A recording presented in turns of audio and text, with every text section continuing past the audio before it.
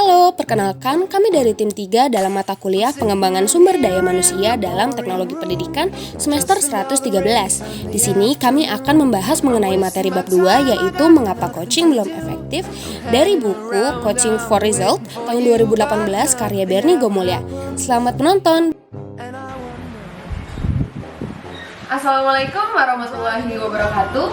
Shalom, Om Swastiastu, Namo Buddhaya, Salam Kebajikan. Halo teman-teman semua, perkenalkan kami dari tim 3 yang beranggotakan ada Marceliano, Dea Adinda Purnomo, Ilham Pranedia, Jerry Sutan, dan Nur Karisa. Selamat menyaksikan. Dadah. Turning my head up and down. I'm turning around. And all that I can see is just another lemon. Nah, untuk menjawab pertanyaan nomor pertama, kita harus mengibaratkan nih ikan adalah apa, alat pancing apa, dan cara memancing itu apa. Kalau saya dari sudut pandang saya adalah alat memancing itu adalah cara mengajar, cara memancing adalah pembelajaran, belajar adalah ikan atau hasil. Jadi kalau ditanyakan kaitan yang paling erat menurut saya memilih sih cara memancing dan dengan ikan. Kenapa? Karena ketika kita mengajarkan seorang cara memancing, berarti kita mendesain atau membentuk pola pikir dari seseorang.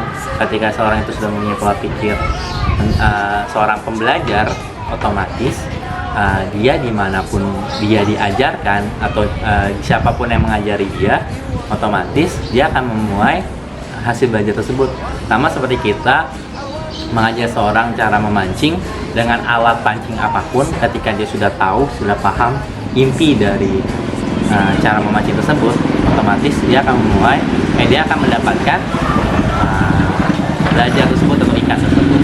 Jadi kaitannya proses seperti itu.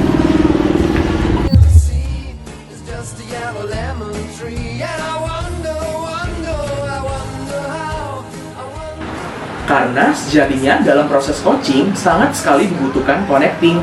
Kenapa? Karena dengan connecting, seorang coach dapat bisa lebih memahami dan juga menggali informasi lebih banyak dari coachingnya. Dan juga coba kita bayangkan jika tidak adanya connecting dalam proses coaching, nanti bisa-bisa si coachingnya tidak lebih terbuka, jawaban tidak sesuai, sehingga proses coaching tersebut sulit dilakukan. Dan feedback yang akan diberikan juga pastinya akan sangat buruk. Maka dari itu, connecting sangat sekali diperlukan dalam proses coaching. Dan seorang coach juga merupakan navigator dalam proses coaching, yaitu seorang coach harus bisa membimbing dan mengarahkan coachingnya untuk mencapai tujuannya, sehingga menghasilkan tektok dan feedback yang maksimal dalam proses coaching tersebut.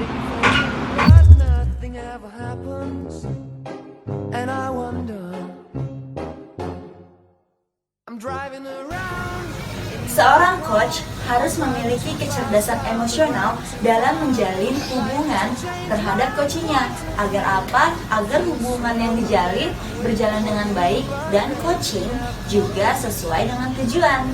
Ada 5 emosi positif yang harus dimiliki seorang coach. Yang pertama ada bertanya, yang kedua mengeksplor, yang ketiga bertukar pikiran, yang keempat memiliki kemampuan alamiah belajar, dan yang terakhir yang kelima, coach berperan sebagai navigator. Nah, yang pertama ada bertanya. Bertanya merupakan unsur yang sangat penting dalam coaching. Karena dengan bertanya, si coach dapat menggali informasi dan juga potensi yang lebih dalam dari coachingnya. Dengan bertanya juga, si coach mampu mencapai tujuan dari coaching tersebut. Maka dari itu, coach harus memiliki kecerdasan emosional dalam bertanya. Jika coach menaruh emosional yang salah dalam bertanya, maka coaching tersebut bisa dikatakan tidak efektif. Karena bisa jadi si coach merasa diintervensi atau disudutkan saat pertanyaan-pertanyaan yang diberikan dan juga cara coach memberikan pertanyaan tersebut salah. Yang kedua, mengeksplor.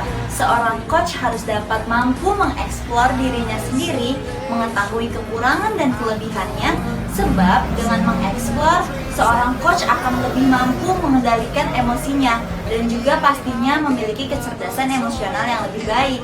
Nah, jika seorang coach sudah mampu mengendalikan emosinya sendiri, maka ia juga bisa melihat dan juga mampu mengendalikan emosi dari si coachnya. Sehingga ketika coach sudah mampu mengendalikan emosinya dan juga emosi coaching, nah coaching akan berjalan dengan lebih mudah.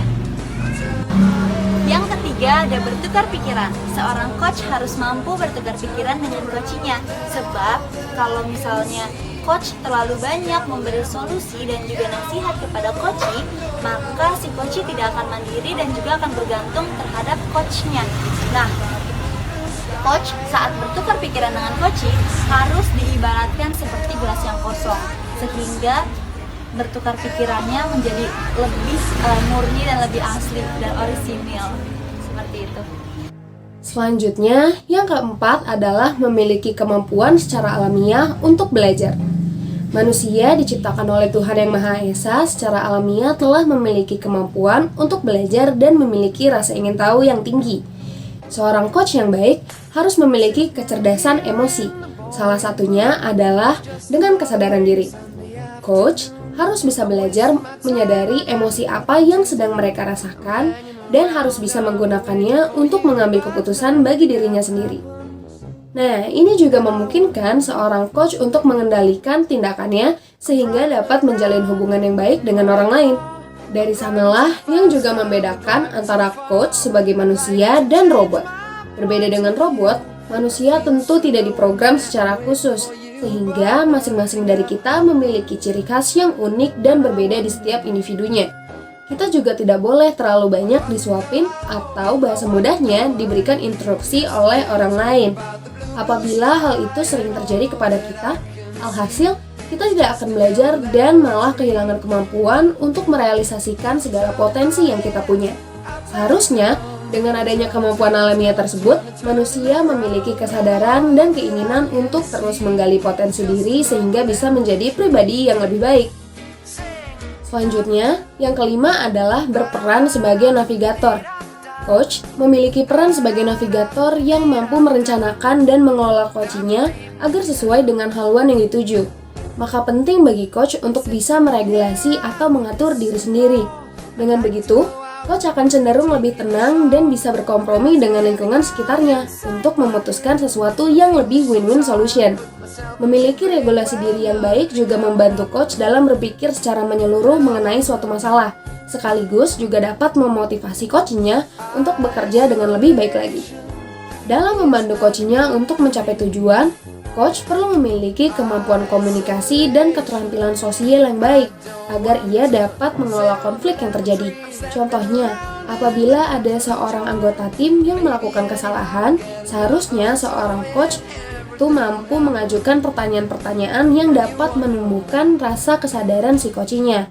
Dengan begitu, ia akan menjadi tahu apa yang perlu ia perbaiki dan apa yang perlu ia tingkatkan, bukan malah menghardik coachnya tanpa memberikan kesempatan mereka untuk berbicara. Nah, dengan begitu, coach bisa berperan sebagai individu yang netral dan dapat dipercaya, sehingga coach bisa merasa nyaman mengungkapkan apa yang menjadi kebutuhannya untuk berkembang. Seorang coach memang dituntut untuk selalu pasang mata dan telinga agar mengetahui apa yang terjadi pada coachnya. Dalam coaching, kecerdasan emosional yang baik merupakan salah satu kunci kesuksesan. Memiliki kecerdasan emosional yang baik dapat membuat kita tetap bekerja dengan baik di bawah tekanan. Ketika ada masalah yang dihadapi, para coach yang memiliki kecerdasan emosional yang tinggi dapat bertindak lebih tenang untuk mengatasinya.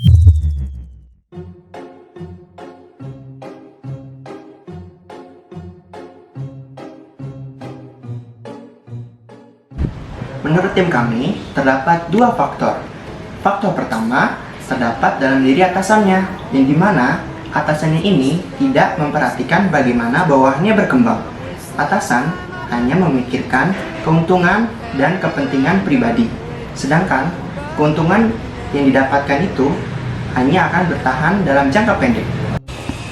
Dan faktor yang kedua yaitu faktor yang terdapat di dalam diri bawahannya, di mana bawahannya ini tidak mau berkembang, atau bawahan ini hanya akan mengandalkan atasannya saja. Dengan kata lain, bawahan akan menganggap tugas dari atasan sebagai beban, bukan sebagai sarana pengembangan kompetensi diri. Nah, itu tadi video presentasi dari tim kami. Semoga bermanfaat dan sampai jumpa. Oh iya, jangan lupa jaga kesehatan ya.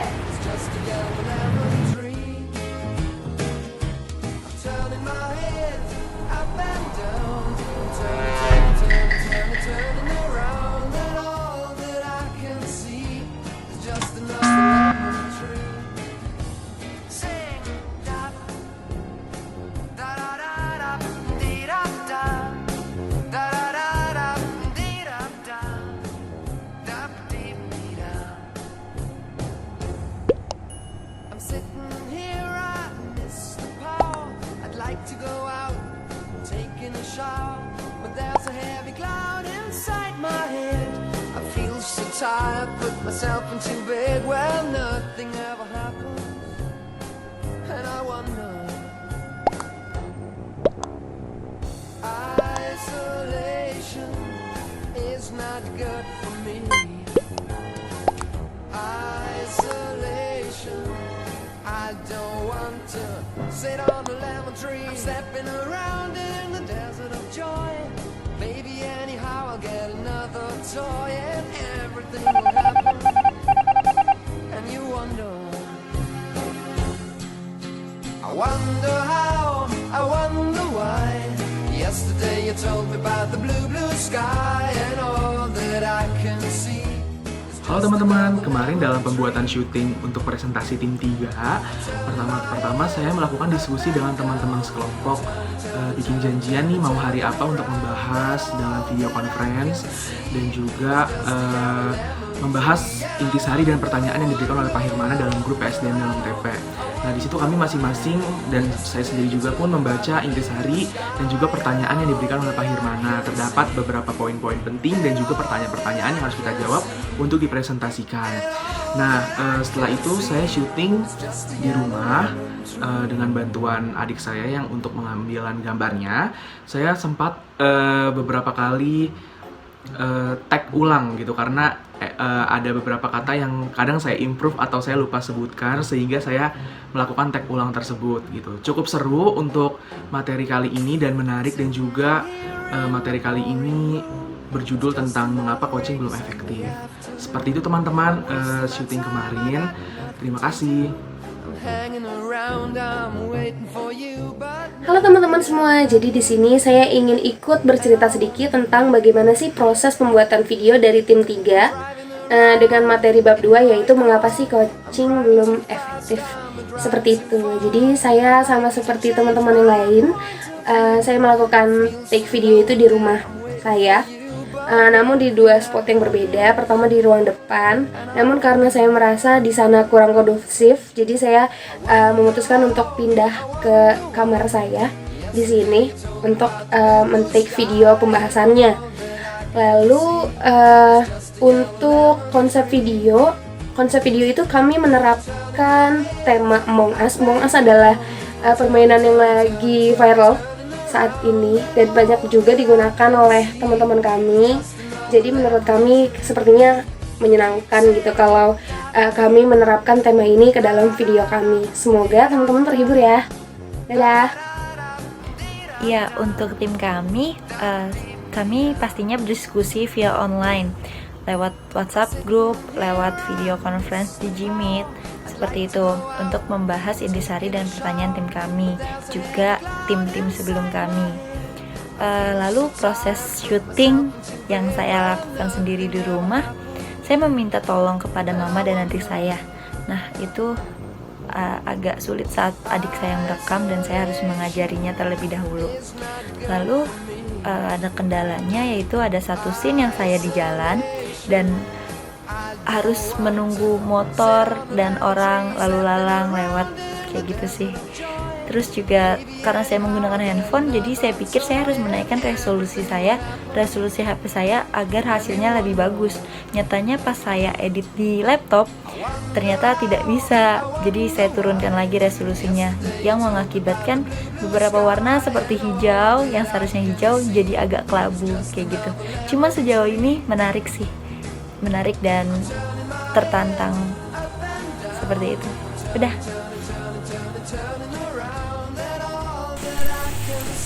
Halo semuanya, jadi kali ini saya juga mau cerita sedikit nih tentang gimana sih proses pembuatan video ini. Oke, jadi proses pembuatan video ini kami berlima berdiskusi untuk menentukan jawabannya.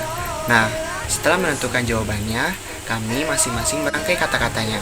Setelah itu, kami mengetek video kami masing-masing. Nah, dalam pengetikan video ini, saya membutuhkan waktu yang lama karena saya yang sulit menjelaskan sesuatu, sehingga saya butuh beberapa kali tag untuk menghasilkan video yang terbaik. Tapi saya juga banyak belajar dari bab 2 ini, mengapa coaching belum efektif. Terima kasih. Baik, proses dari pembuatan video ini menurut saya sedikit rumit karena kita harus tidak bertemu. Kita harus membahas semuanya itu dari nggak tatap muka, kita chat ataupun video call. Terus juga dalam pembuatan videonya juga sendiri-sendiri. Banyak sih trouble-nya, kayak misalnya orang yang saya minta untuk mengambil videonya itu banyak goyang kadang, terus juga kayak kadang teksnya juga nggak terbaca karena kadang dia tuh goyang-goyang, jadi kadang saya improv sendiri. Maaf jika banyak yang kata-kata yang tidak sesuai, mohon dimaafkan. Terus juga menarik sih untuk di masa pandemi ini kita buat video kayak gini untuk menjadi terus menjadi knowledge management bagi kita, bisa digunakan kapan saja dan nama siapa saja. Memahami, mengenal, dan juga bisa membuka Mau memperhatikan perkembangan dari si bawahnya ini. Dengan kata lain, atasan hanya memikirkan kepentingan dan keuntungan dirinya sendiri, yang dimana kepentingan dan keuntungan dirinya sendiri yang dihasilkan dari cara tersebut hanya akan bertahan jangka pendek. Nasihat kepada coaching, maka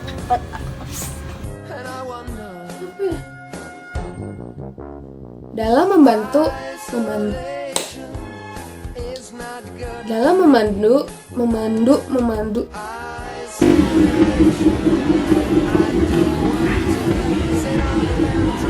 capai tujuan. Lalu yang kedua, aku lupa. Karena bawahannya ini tidak mau nggak apa-apa. Belajar adalah ikan.